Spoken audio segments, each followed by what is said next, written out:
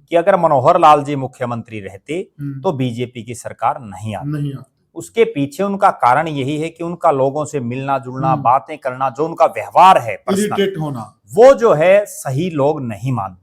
क्योंकि हम 9 नेताओं की चर्चा कर रहे हैं, वो 9 नेता हैं, इसलिए हमने उनको 9 रत्न की संख्या दी है जी। और जो 9 रत्न हैं उनको हम मोदी जी के भी 9 रत्न कह सकते हैं, बीजेपी के भी 9 रत्न कह सकते हैं। जी। उन्होंने अपनी पार्टी को जिताने के लिए खुद विधानसभा का चुनाव नहीं लड़ा जी, वरना कांग्रेस के प्रदेश अध्यक्ष को देखिए, खुद चुनाव लड़ा, इंडियन नेशनल लोकदल के प्रदेश अध्यक्ष को देखिए, खुद चुनाव लड़ा, सबको ये दिख रहा था कि हम जीतेंगे।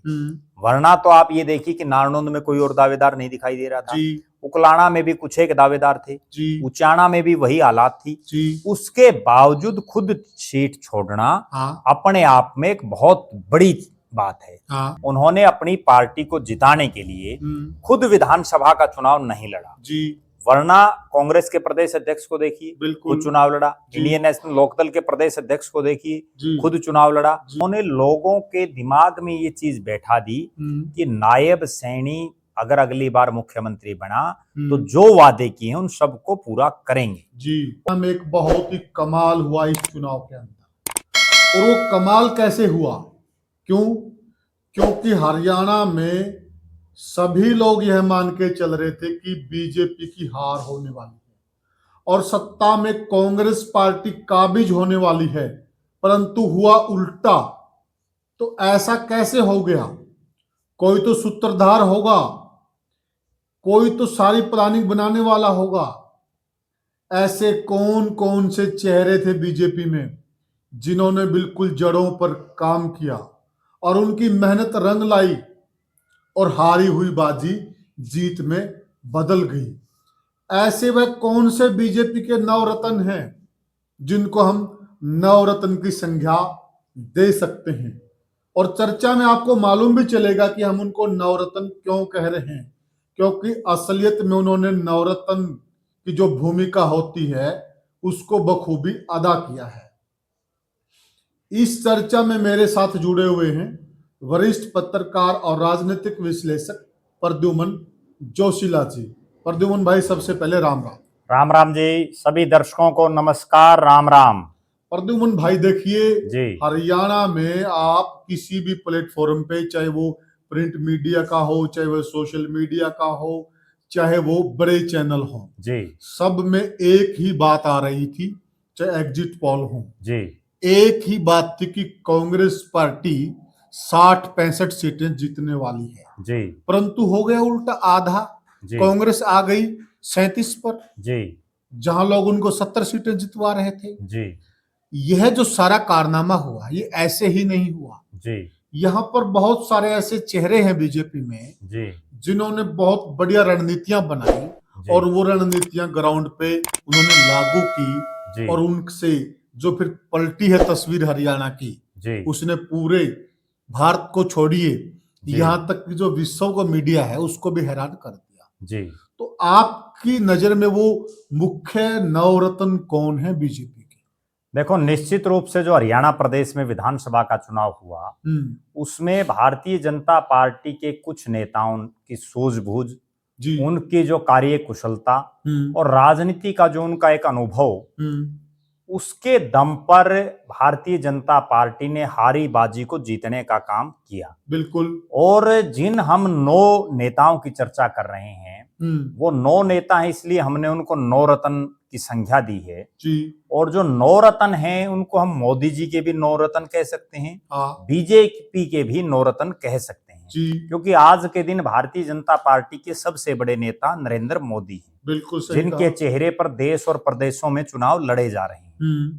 तो जिन 9 रत्नों की हम चर्चा कर रहे हैं उनमें से कई ऐसे हैं जो इनका हरियाणा प्रदेश से कोई वास्ता नहीं था जी। वो हरियाणा से बाहर के थे, लेकिन उनको अलग अलग जिम्मेदारी दे करके भारतीय जनता पार्टी और नरेंद्र मोदी, जेपी नड्डा, अमित शाह की टीम ने हरियाणा में भेजा और उन्होंने उसमें कुछ हरियाणा प्रदेश के नेता भी शामिल हैं। और वो ऐसे नेता हैं जिन्होंने एक टीम बना करके, एक संगठन वर्क करके, और यहाँ जो फूल जो मुरझाया हुआ दिखाई दे रहा था उसको खिलाने का काम किया।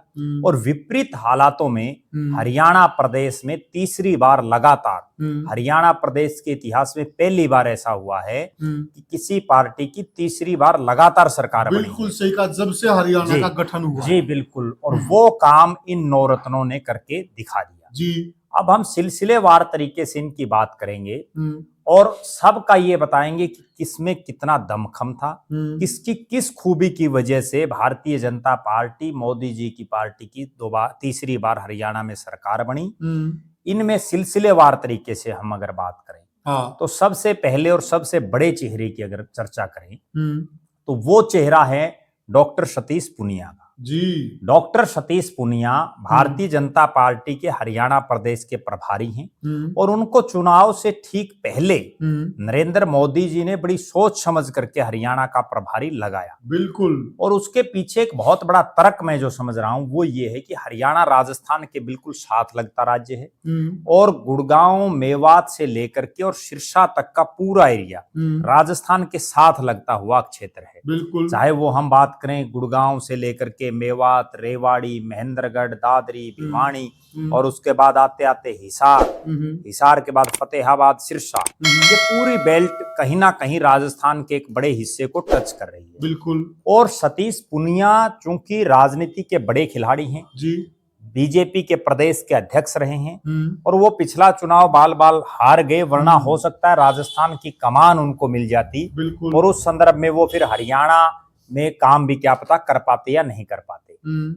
सतीश पूनिया ने जिस ढंग से काम यहाँ किया, एक तो चूंकि वो जिस गोत्र से आते हैं उसका हरियाणा प्रदेश में बहुत सी जातियों में पूनिया गोत्र है जी, और उसका करीब प्रद्युमन भाई 18-20 जातियों में पूनिया गोत्र है जी, और उनके बड़े बड़े गांव हैं। भले ही वो हरियाणा से इतना कनेक्टेड ना हो लेकिन उसके बावजूद हरियाणा प्रदेश में जाति और गोत्र का अपना एक विशेष महत्व है। बिल्कुल। और निश्चित रूप से सतीश पूनिया एक प्रखर वक्ता हैं जी। और जिस तरह से उन्होंने टास्क दिए भारतीय जनता पार्टी के नेताओं और कार्यकर्ताओं को जिला वाइज मीटिंगें लेकर, जी जी, वो टास्क कहीं ना कहीं काम आए। प्रद्युमन भाई एक चीज और हम इसमें जोड़ सकते हैं जी। देखिए हरियाणा के अंदर जाटों की जो आबादी है बहुत ज्यादा है जी, अच्छी तादाद में जी, और जो रिपोर्ट्स निकल के आ रही हैं जी उसमें ये आ रहा है कि जो 28 से 30% के आसपास जाटों का वोट बीजेपी की तरफ गया है जी। तो इस वोट को बीजेपी की तरफ लाने में सतीश पूनिया की जो रणनीतियां हैं उनका काफी बड़ा रोल रहा है। बिल्कुल निश्चित रूप से उनका रोल रहा है और असली कहानी प्रभारी की जो होती है जी वो यही होती है कि उसको घर घर जाकर के वोट मांगने का काम नहीं है प्रभारी का। प्रभारी का काम ये है कि आप ओवरऑल ऑब्जर्वेशन करनी जी, आप अपनी टीम को, अपने प्रत्याशियों को, अपने नेताओं को, अपने कार्यकर्ताओं को ये बताओ कि आपको बूथ कैसे जीतना है, आपको चुनाव कैसे जीतना है जी जी, और उस रणनीति में वो कारगर साबित हुए। इन नवरत्नों में अगर दूसरे नेता की हम चर्चा करें जी तो दूसरे जो शख्स हैं वो मैं मान रहा हूं धर्मेंद्र प्रधान जी। धर्मेंद्र प्रधान जो उड़ीसा से आते हैं, केंद्र में मंत्री हैं, पहले भी मंत्री रहे हैं, युवा मोर्चा और एबीवीपी में रहे हैं, बड़ा उनका लंबा राजनीतिक अनुभव है और मोदी जी के बड़े विश्वास पात्र हैं। हरियाणा में उनको विधानसभा के चुनाव के लिए प्रभारी नियुक्त किया गया। उनकी जो महत्वपूर्ण भूमिका मैं समझ रहा हूं वो ये रही कि जिस तरह का हरियाणा प्रदेश में टिकट आवंटन हुआ, भले ही उनको हिंदी इतनी नहीं आती जी, लेकिन उसके बावजूद जो उन्होंने टिकट वितरण में उनकी जो भूमिका रही कि किस तरह से, देखिए आप दादा रामकुमार गौतम को नारनौल से सफीदो चुनाव लड़ाया, वो चुनाव जीत गए। कृष्ण बेदी को शाहबाद से नरवाना चुनाव लड़ाया, वो चुनाव जीत गए। इसी तरह से उन्होंने लक्ष्मण यादव को कोसड़ी से रेवाड़ी में चुनाव लड़ाया, वो चुनाव जीत गए। तो उन्होंने जिस तरह से रणबीर गंगवा को नलवा से बरवाड़ा में टिकट दी, वो चुनाव जीत गए। वरना ये जो चारों नेता हैं जिनका मैं जिक्र कर रहा हूं, जहां से इनको अगर उन्हीं हलकों से लड़ाते तो हो सकता है चारों हार जाते। बिल्कुल, क्योंकि चारों की खिलाफत नजर आ रही थी। बिल्कुल। और ये चार नहीं, जिस तरह से उन्होंने टिकट वितरण किया हल्का वाइज, उसका ये परिणाम रहा कि भारतीय जनता पार्टी सत्ता में पहुंच गई जी। तीसरे जो शख्स हैं वो हैं विप्लव कुमार देव। विप्लव कुमार देव वर्तमान में भारतीय जनता पार्टी के हरियाणा के सह प्रभारी चुनाव के भी और त्रिपुरा के पूर्व मुख्यमंत्री, राज्यसभा के सांसद रहे। वर्तमान में वो राज्यसभा के सांसद होते हुए उन्होंने लोकसभा का चुनाव लड़ा और वो लोकसभा का चुनाव भी जीत गए। टूटी फूटी हिंदी आती है उनको, लेकिन उसके बावजूद जब से वो हरियाणा के प्रभारी बने हैं, अभी तो वो चुनाव के प्रभारी, इससे पहले वो हरियाणा के जब प्रभारी थे, बिल्कुल अभी सह प्रभारी हैं वो, तो उस समय भी उन्होंने लगातार जो है जिला वाइज जा करके मीटिंगें की और आदमपुर उपचुनाव में भी वो आए थे पहली बार हिसार में, और तब भी उनकी एक रणनीति थी और उस रणनीति का नतीजा ये था कि आदमपुर से भव्य बिश्नोई चुनाव जीते। तो निश्चित रूप से विप्लव देव का भी इसमें एक बड़ा रोल रहा और अब तो वो चूंकि इतने लंबे समय से जब हरियाणा से जुड़े हुए हैं तो निश्चित रूप से हरियाणा की सारी चीजों को समझ पा रहे हैं। बिल्कुल। और उन्होंने ज्यादातर काम अपनी कोठी से किया। अपनी कोठी जो उनकी दिल्ली है तालकटोरा रोड पर, वहां से उन्होंने जो है पूरे सिस्टम को चलाने का काम किया। लोगों से खूब मीटिंगें की उन्होंने, नेताओं से। चौथा जो नाम है वो इस लिस्ट में सुरेंद्र कुमार नागर। अच्छा। सुरेंद्र कुमार नागर उत्तर प्रदेश से आते हैं, समाजवादी पार्टी में रहे हैं, अखिलेश मुलायम जी के नजदीकी रहे हैं। वर्तमान में वो राज्यसभा के सांसद और अमित शाह के वो काफी विश्वास पात्रों में आज के दिन उनकी गिनती है। ठीक है। सुरेंद्र सिंह नागर गुर्जर समुदाय से हैं और उनका पीछे फरीदाबाद की लोकसभा सीट पर भी एक प्रत्याशी के तौर पर नाम चल रहा था।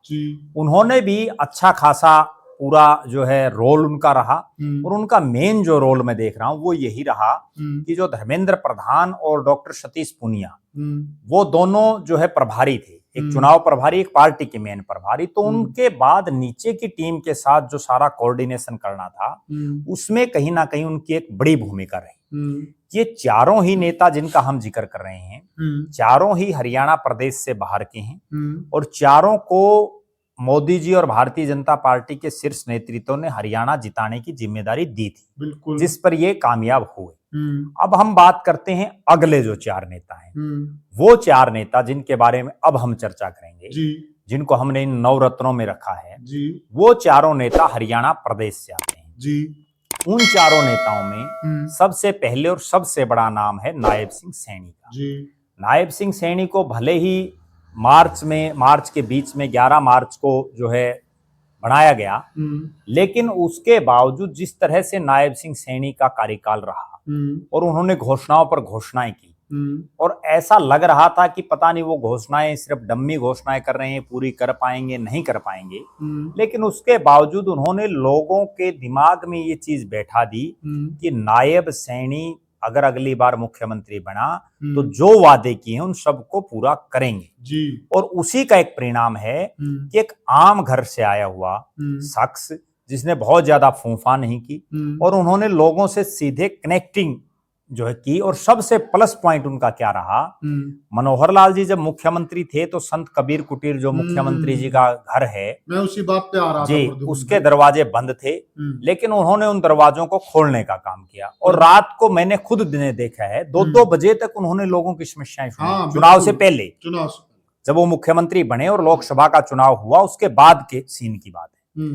तो नायब सिंह सैनी के दम पर उन्होंने खुद का चेहरा था और लोगों से ज्यादा उन्होंने लोगों को समझाने का में वो कामयाब रहे कि मैं आप जैसा ही हूँ।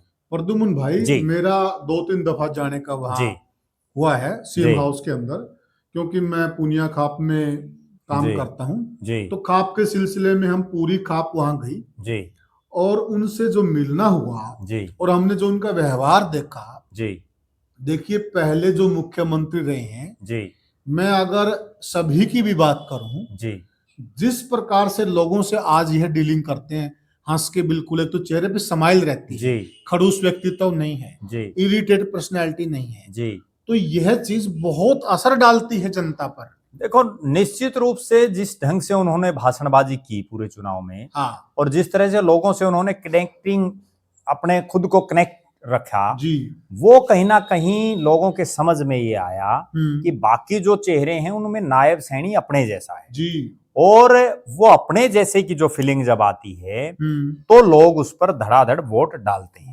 तो 9 रत्नों में खुद चूंकि वो फेस थे तो नायब सिंह सैनी का एक नाम है। बिल्कुल। उसके बाद अगर हम बात करें पंडित मोहनलाल बड़ौली जी। पंडित मोहनलाल बड़ौली की सबसे बड़ी जो बात है जिसके लिए मैं उनको बड़ी दाद देता हूं कि किसी किसी नेता में ऐसी हिम्मत होती है जी। उन्होंने अपनी पार्टी को जिताने के लिए खुद विधानसभा का चुनाव नहीं लड़ा जी। वरना कांग्रेस के प्रदेश अध्यक्ष को देखिए खुद चुनाव लड़ा, इंडियन नेशनल लोकदल के प्रदेश अध्यक्ष को देखिए खुद चुनाव लड़ा। तो उन्होंने एक इतना बड़ा सेक्रीफाइस किया कि मैं अपनी पार्टी के 90 के 90 प्रत्याशियों को जिताने के लिए खुद चुनाव नहीं लड़ूंगा। प्रद्युम्न भाई इन्होंने त्याग कर कर हरियाणा में एक एग्जाम्पल सेट किया है। बिल्कुल निश्चित रूप से इन्होंने एक उदाहरण पेश किया है, वरना जो टिकट बटनी थी वो उनमें तो साइन मोहनलाल बड़ौली के होने हैं जब जो नॉमिनेशन, क्योंकि वो प्रदेश अध्यक्ष हैं। तो इसमें एक नाम और आएगा आगे लिस्ट में। करेंगे चर्चा। सुरेंद्र पुनिया ने भी त्याग किया है, अभी करेंगे उन पर भी चर्चाएं। तो मोहनलाल बड़ौली का जहां तक बात है, मोहनलाल बड़ौली उस हालात में जब पंडित रामविलास शर्मा की भारतीय जनता पार्टी ने टिकट काट दी, जो बीजेपी के सबसे पुराने नेताओं में शामिल थे, उसके बावजूद उन्होंने अपने ब्राह्मण समाज को भी और पूरे हरियाणा प्रदेश को भारतीय जनता पार्टी में वोट डालने के लिए प्रेरित किया। और उन्होंने, मैंने खुद ने देखा है बहुत जगह जा जा करके ब्राह्मण समाज की धर्मशालाओं में, ब्राह्मण समाज के कार्यक्रमों में बिल्कुल जा करके उन्होंने ब्राह्मणों को प्रेरित किया। जी। अब ब्राह्मण नाराज क्यों थे? मनोहर लाल खट्टर जी ने जब 2019 के चुनाव से पहले उन्होंने पूरे हरियाणा प्रदेश में जो अपनी रथ यात्रा निकाली, बरवाड़ा में एक ऐसा एपिसोड हुआ जिसमें उन्होंने जो ब्राह्मण समाज से आते हैं उनको ये कहा कि गर्दन काट दूंगा तेरी, और उसके बाद ब्राह्मणों में कहीं ना कहीं नाराजगी हुई। उससे भी बड़ी नाराजगी ब्राह्मणों में तब हुई जब जो ब्राह्मण, 4 ब्राह्मण 2 लोकसभा में थे, अरविंद शर्मा और जो है रमेश कौशिक, और 2 राज्यसभा में थे, lieutenant general retired doctor DP Vats और कार्तिकेय शर्मा जो बीजेपी के समर्थित थे, हालांकि वो निर्दलीय थे। ये थे लोकसभा के चुनाव से पहले। उसके बाद हालात क्या बनी कि जनरल डीपी वत्स की जगह सुभाष बराला को राज्यसभा में भेज दिया, ब्राह्मणों की एक सीट जो थी वो खत्म हो गई। उसके बाद दोनों जो ब्राह्मण चेहरे थे, अरविंद शर्मा खुद चुनाव हार गए, रमेश कौशिक की टिकट काट करके पंडित मोहनलाल बड़ौली को दी, वो चुनाव हार गए। ब्राह्मण केवल एक बचा, कार्तिकेय शर्मा, वो भी बीजेपी का नहीं बल्कि समर्थित है। जी। उसके बाद पंडित रामविलास शर्मा की टिकट काटना इतने बड़े नेता की, उसके बावजूद पंडित मोहनलाल बड़ौली ने जिस ढंग से मैनेज किया इस सिस्टम को, वो कहीं ना कहीं काबिले तारीफ है। और उन्होंने जिस तरह से ब्राह्मण समाज को ने बड़ी भारी तादाद में भारतीय जनता पार्टी को वोटिंग की है, और वो केवल इसलिए की है कि वो उनको ये समझाने में कामयाब हो गए। इसके बाद अगर हम बात करें 7वें चेहरे के बारे में, वो 7वां चेहरा है मनोहर लाल जी। मनोहर लाल खट्टर जी जो 9.5 साल प्रदेश के मुख्यमंत्री रहे। हालांकि बहुत से लोग ये मानते हैं, और दबी जुबान में भी और बहुत से खुले तौर पर भी ये कहते हैं कि अगर मनोहर लाल जी मुख्यमंत्री रहते तो बीजेपी की सरकार नहीं आती। उसके पीछे उनका कारण यही है कि उनका लोगों से मिलना जुलना, बातें करना, जो उनका व्यवहार है इरिटेट होना, वो जो है सही लोग नहीं मानते, क्योंकि राजनीतिक आदमी को इतना ओवर भी नहीं रहना चाहिए। अब मनोहर लाल जी की क्या खासियत रही जिसकी वजह से इन 9 रत्नों में हम उनको गिन रहे हैं? उनकी सबसे बड़ी खासियत ये रही कि बिना खर्ची, बिना पर्ची का जो उन्होंने नारा दिया अपने कार्यकाल में, उसको भारतीय जनता पार्टी के नेता और कार्यकर्ता घर घर जाकर के भुनाने में कामयाब रहे। मस्त स्ट्रोक रहा जी बिल्कुल, क्योंकि नायब सिंह सैनी जी ने तो कोई भर्तियां की नहीं थी ना। तो मनोहर लाल जी ने जो काम किया उसका फायदा भी बीजेपी ने उठाया, इसलिए हम उनको इन 9 रत्नों में गिन रहे हैं। ठीक कहा। उसके बाद भले ही वह मोदी जी की कैबिनेट में हो, उसके बाद 8वें जिस चेहरे की हम चर्चा कर रहे हैं, वो 8वां चेहरा है भारतीय जनता पार्टी के जो प्रदेश के महामंत्री हैं, सुरेंद्र पुनिया। आप जो बात कह रहे थे कि उन्होंने भी सेक्रीफाइस किया, उन्होंने सेक्रीफाइस इसलिए किया, 2 बार लगातार उन्होंने बरवाड़ा से बीजेपी की टिकट पर चुनाव लड़ा, बिल्कुल बीजेपी के जिला प्रधान रहे, और उसके बावजूद ये लग रहा था कि इस बार बरवाड़ा में उनकी स्थिति ठीक है। उसके बावजूद उन्होंने चुनाव ना लड़ने का फैसला करके एक नई मिसाल कायम करने का काम किया, और वही पंडित मोहनलाल बड़ौली के पद चिन्हों पर वो चले। उन्होंने खुद की जीत की बजाय पार्टी की जीत बेहतर समझा, प्रद्युमन भाई, जो कि मैं जानता हूं, जी सुरेंद्र पूनिया पे जितने सुरेंद्र पूनिया के कार्यकर्ता थे, जी जो लोग उनको जानते हैं, जी जो उनके वेलविशर हैं, जी उनकी तरफ से निरंतर दबाव था जी कि आप चुनाव लड़िए, जी आप बरवाला की सीट मत छोड़िए, जी आप किसी और को मत स्पेस दीजिए। जी मैं यहाँ खुले मन से सुरेंद्र पूनिया की तारीफ कर रहा हूँ, जी और मैं कहीं न कहीं वो तारीफ के हकदार भी हैं, क्योंकि जिस प्रकार से जी उनके ऊपर प्रेशर था समर्थकों का, उन्होंने प्रेशर समर्थकों को भी समझाया, और त्याग का उन्होंने जो उदाहरण पेश किया है, ये कहीं न कहीं इतिहास में अंकित हो गया है। देखो, निश्चित रूप से जो राजनीतिक आदमी होता है हाँ, वो चुनाव लड़ता ही है। लड़ता ही है, हारो जीतो कितने वोट हो वो कोई मायने कोई प्रजातंत्र अपनी में सीट नहीं ऐसे रखता। नहीं देता। लेकिन कोई भी आदमी जो राजनीति करता है वो जी, किसी भी हालात में टिकट नहीं छोड़ना नहीं चाहता। छोड़ना चाहता। और वो तो तब जब सुरेंद्र पुनिया तो उस हालात में थे कि वो टिकट बांट रहे थे, हाँ, बिल्कुल, वो बांटने वालों में थे। बांटने वालों में थे। तो उसके बावजूद टिकट खुद की छोड़ करके और पार्टी के लिए समर्पित होना हाँ, कहीं ना कहीं ये दर्शा रहा है हम्म, कि पार्टी भविष्य में उनके लिए इससे भी बेटर कुछ ना कुछ करेगी। करेगी, करना भी चाहिए। जी बिल्कुल, निश्चित रूप से करना चाहिए, क्योंकि पंडित मोहनलाल बड़ौली जी ने तो लोकसभा का चुनाव भी लड़ लिया था, जी, लेकिन इन्होंने ना तो लोकसभा का लड़ा, लोकसभा में भी इनका नाम चल रहा था उस समय, बिल्कुल चल रहा और था। ना इन्होंने विधानसभा का लड़ा। प्रदेश अध्यक्ष में जी भी इनका नाम चल जी रहा बिल्कुल था। चल रहा था। अगर जाट को बनाते तो निश्चित रूप से इनको बनाते। इन्हीं को बनाते। जी बिल्कुल। जी, तो उसके बावजूद इतना बड़ा सेक्रीफाइस करना हम्म, कहीं ना कहीं ये दर्शा रहा है कि आप पार्टी के लिए कितने समर्पित हैं। जी, आपने पार्टी के लिए इतना बड़ा सेक्रीफाइस किया है, हम्म, और जो इन हालात और इन परिस्थितियों में कोई आदमी नहीं करता, वो प्रद्युमन भी भाई, तब। जी जब भी कभी इनसे बात करने की कोई जी अतिथि पे बात करते हैं, जी रात के 3-3, 4-4 बजे तक लगातार मीटिंगों में रहते थे, व्यस्त ये बिल्कुल, आपकी बात ठीक है। 4-4 बजे तक। हिसार लोकसभा का जब चुनाव परिणाम आया, हम्म, जो रणजीत सिंह यहां से चुनाव लड़ रहे थे, जी, वो 3 ही विधानसभा क्षेत्रों में जीते, हम्म, जिसमें हिसार शहर, जी, बरवाड़ा हाँ, और हांसी। बिल्कुल, बीजेपी के इन 9 में से इन 3 सीटों पर ऐसी संभावनाएं थी कि जिसको टिकट देंगे वो जीतेगा, जीतेगा। और इन तीनों पर सबसे ज्यादा मारामारी थी, हाँ, क्योंकि सबको ये दिख रहा था कि हम जीतेंगे। हम्म, वरना तो आप ये देखिए कि नारनौंद में कोई और दावेदार नहीं दिखाई दे रहा था, जी, उकलाना में भी कुछ एक दावेदार थे, जी, उचाना में भी वही हालात थी। जी, उसके बावजूद खुद सीट छोड़ना हाँ, अपने आप में एक बहुत बड़ी बात है। हाँ, अब हम चलते हैं कि सुरेंद्र पुनिया का क्या बैकग्राउंड है, क्या उनकी राजनीति है।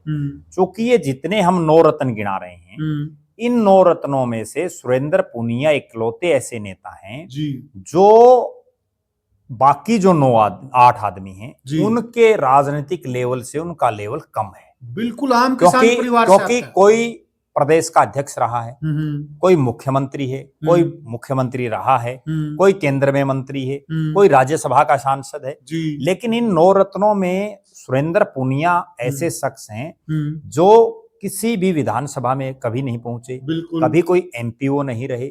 उसके बावजूद जो उन्होंने दिन रात मेहनत की, और जब से वो महामंत्री बने पिछले 1 साल में जो उन्होंने मेहनत करके दिखाई है, वो कोई विरला ही आदमी कर सकता है। अब अगली जो बात है वो ये है कि प्रदेश के 3 महामंत्री थे, 3 महामंत्रियों में कृष्ण बेदी जी चुनाव लड़ रहे थे जी, और जो डॉक्टर अर्चना गुप्ता हैं वो उनको पूरे हरियाणा प्रदेश में राजनीति का मुझे कहने में कोई वो नहीं है कि बहुत ज्यादा स्तर पर उनको कोई जान पहचान उनकी नहीं है, अनुभव नहीं है, और ना उनका इतना अनुभव। ठीक है, वो जिला प्रधान रही हैं, वो एक अलग बात है।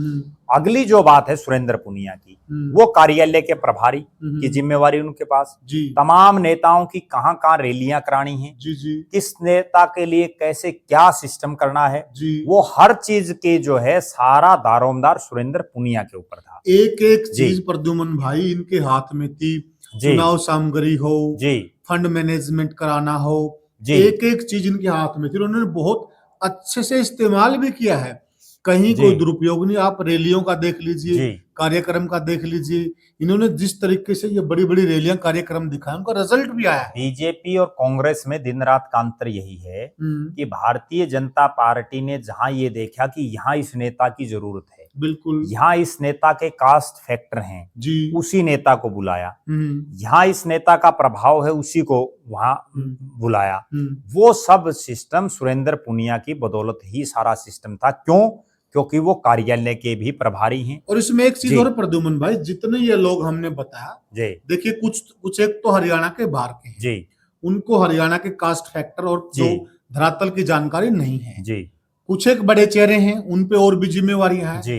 केवल और केवल सुरेंद्र पुनिया ही ऐसे व्यक्ति थे इस पार्टी के अंदर जिनके पास सारे धरातल की जानकारी थी और इस्तेमाल भी बहुत अच्छा किया है। देखो निश्चित रूप से ये जिन हम नवरत्नों की बात कर रहे हैं इनमें से जो जिन आठ लोगों पर अभी तक हमने चर्चा की है जी, इनमें 7 नेताओं का काम तो भाषण देने का ही था। बड़ी बड़ी जनसभाओं में भाषण दो जी, कार्यकर्ताओं को मोटिवेट करो जी। लेकिन जो असली जिम्मेदारी थी, जो ये कहते हैं ना कि तिजोरी की जो चाबी है बिल्कुल वो सुरेंद्र पुनिया के पास थी। असली जीत का नायक हम कहें तो गलत नहीं होगा। जी निश्चित रूप से। और वो भी एक ऐसा शख्स जिसका बहुत लंबा चौड़ा, जितनी और नेता हूं उतना अनुभव भी ना हो, बिल्कुल। उसके बावजूद उन्होंने जीरो से उठ करके और आज इस मुकाम तक वो पहुंचे, एक आम किसान परिवार में जन्म लेकर। जी।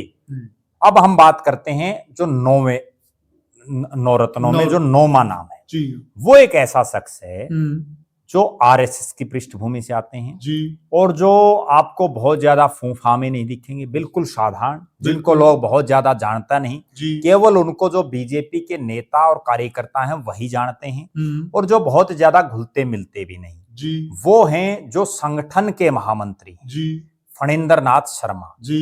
फणींद्र नाथ शर्मा जिनको आरएसएस जो भारतीय जनता पार्टी का जिसकी नींव टिकी हुई है आरएसएस के दम पर, वो आरएसएस की तरफ से यहाँ भेजे जाते हैं संगठन की तरफ से जी। और वो जो फणींद्र नाथ शर्मा हैं जी, उनकी जो अंदर की जो रिपोर्टें हैं, अंदर जो उन्होंने मेहनत की, उनको इसमें हम 9वें नंबर पर रखेंगे क्योंकि वो ऐसे हैं जो बाहर नहीं दिखते लेकिन उसके बावजूद जो अंदर की जो मार बोलते हैं ना, अंदर की मार मारने वाले, कांग्रेस को अंदर की मार मारने वाले वो फणींद्र नाथ शर्मा है। बिल्कुल सामान्य आदमी है जी, सरल स्वभाव के, बिल्कुल साधारण प्रश्न। कोई उनको ये कह ही नहीं सकता कि ये आदमी बीजेपी की को सत्ता में लाने वालों में है। यस, इतने साधारण आदमी और सबकी बात सुनना, सबकी बात अपनी डायरी में नोट करना, एक एक आदमी से बात करना और बात करके कि कमी कहाँ है उस कमी को दुरुस्त करना, सही कहा, और किस तरह से सारे सिस्टम को मैनेज करना। और अगली बात,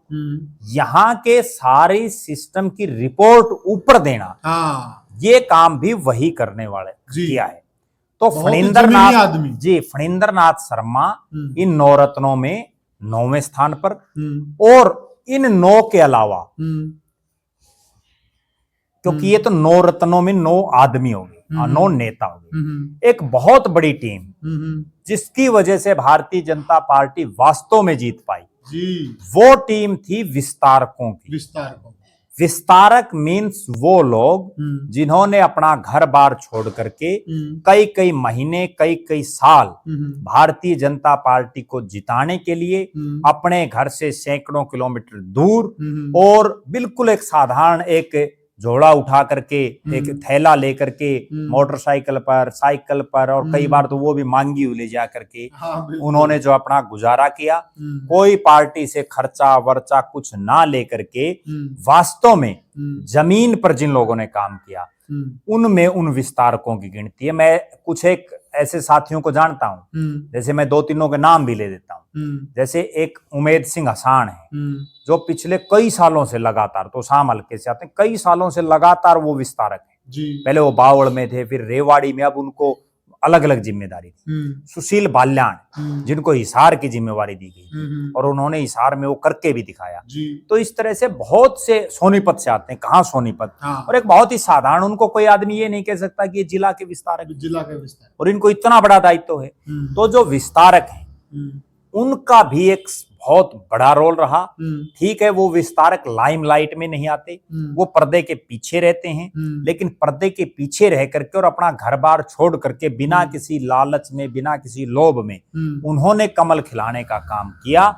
कुल मिलाकर के हम ये कह सकते हैं कि 9 रत्नों के साथ साथ जो विस्तारकों की एक लंबी फौज थी, उनका भी अपना एक बहुत बड़ा रोल इस जीत में रहा जी। तो साथियों, ये हमने चर्चा की जो बीजेपी जीतती है, केवल मात्र आप तक तो एक खबर है कि बीजेपी तीसरी बार हरियाणा में जीत गई। असल में जीत के नायक कौन है वो 9 रत्न जो हमने एक एक पर चर्चा की। और जिन बातों पर हमने चर्चा की साथियों, असलियत में आज अगर तीसरी बार सत्ता पर बीजेपी काबिज हुई है तो इन 9 के 9 चेहरों की बदौलत हुई है, और इन्होंने जो काम किया है वो बहुत ही काबिल तारीफ है। आपकी क्या राय है, हमें कमेंट सेक्शन में जरूर बताइएगा। और एक बात मैं और बताऊं जी, ये तो हमने इन 9 रत्नों और विस्तारकों पर चर्चा की है। ठीक है। अगले एक वीडियो में हम चर्चा करेंगे कि भारतीय जनता पार्टी के इनके अलावा लगभग 1 दर्जन के आसपास ऐसे नेता और थे जिन्होंने अपने हलके को छोड़ करके कई और हलकों में जाकर के पार्टी का प्रचार किया, पार्टी को जिताने का काम किया। उनके बारे में जिसमें कई पूर्व सांसद, पार्टी के पदाधिकारी, पूर्व विधायक, पूर्व मंत्री और कई ऐसे थे जिनके पास कोई दायित्व भी नहीं। उन लोगों पर भी हम चर्चा करेंगे, लेकिन वो अगले वीडियो में करेंगे क्योंकि यहाँ ये बहुत लंबा हो जाएगा जी। तो साथियों, असलियत में ये लोग हकदार, आप क्या सोचते हैं? आप भी हमें कमेंट सेक्शन में जरूर बताइएगा। और वीडियो को साथियों इसमें कोताही नहीं करें। साथियों, हाथ जोड़कर विनती है, वीडियो को ज्यादा शेयर करें, चैनल को सब्सक्राइब करें। तो साथियों, अब आपसे लेते हैं विदा, फिर मिलते हैं एक नए वीडियो के साथ। तब तक के लिए साथियों, राम राम।